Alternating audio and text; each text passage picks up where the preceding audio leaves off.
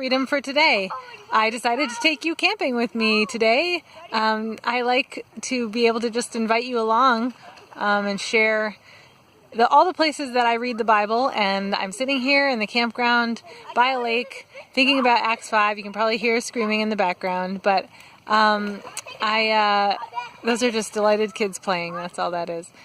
But I wanted to talk about Acts 5 because I noticed something I've never noticed before, and that is that there is a very wise and prophetic Pharisee that's mentioned in the Bible that really I've never even noticed his name before. But his name is Gamaliel, if I'm saying that at all correct.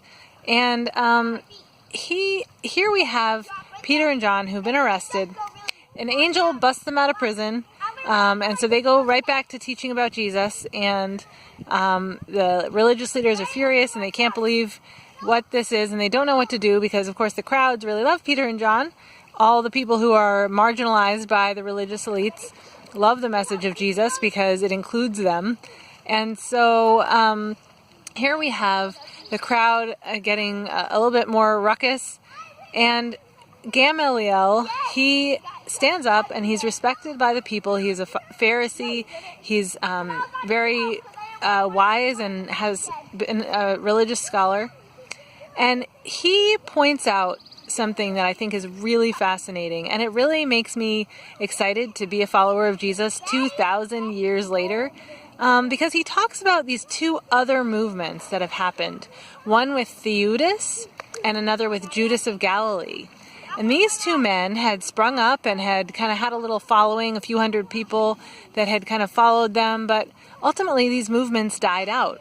And so they didn't, have to worry about them after a while.